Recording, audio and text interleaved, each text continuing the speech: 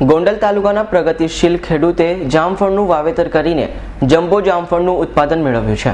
ગોંડલ પંથકમાં ઘણા વર્ષોથી કપાસ, મગફળી, મરચા સહિતના પાકોની થતી ખેતી વખણાતી થઈ છે।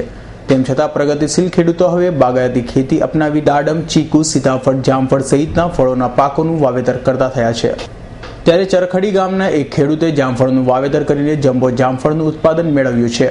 આ છે ચરખડી ગામના પ્રગતિશીલ ખેડૂત પ્રવીણભાઈ મામાણી, જેમણે પોતાની કુલ 6 એકર જમીનમાંથી 4 એકર જમીનમાં 2 વર્ષ પહેલા અન્ય રાજ્યમાંથી રોપા મંગાવી જામફળનું વાવેતર કર્યું હતું। ડ્રીપ ઇરિગેશન પદ્ધતિથી વાવેતર કરેલ જામફળના પાકમાં આજે ખેડૂત કઠોળના પરિશ્રમ અંતે ફળ આવવાનો પ્રારંભ થયો છે।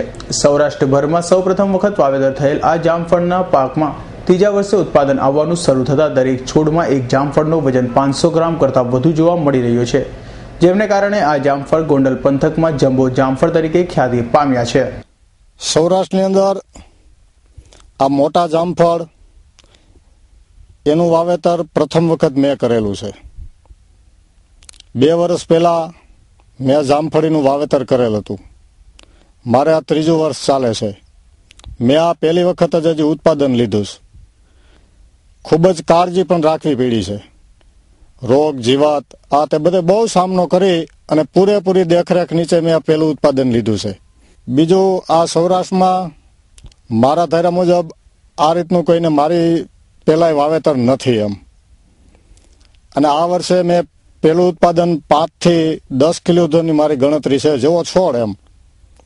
પછી આવતા વર્ષે કદાચ આનું દોઢું, ડબલ જેવો છોડ એ પ્રમાણે તન ગણું ઉત્પાદન લેવાની મારી ધારણા છે। પ્રથમ વર્ષે જ ખેડૂતને એક છોડામાંથી 10 થી 25 સુધીના જામફળો જોવા મળતા આ વર્ષે ખેડૂત પોતે એક છોડ દીઠ 7 થી 8 કિલો જામફળનું ઉત્પાદન મેળવવાની ધારણા કરી રહ્યા છે। આગામી વર્ષોમાં ખેડૂતના જણાવ્યા મુજબ ઉત્પાદનમાં વધારો થવાની સાથે જામફળનું બમ્પર ઉત્પાદન આવવાની ધારણા થઈ રહી છે। ત્યારે આ જામફળ સ્વાદમાં પણ મીઠા મધુર છે। હરેશ ભાલિયાનો રિપોર્ટ, S9 ન્યૂઝ, જેતપુર।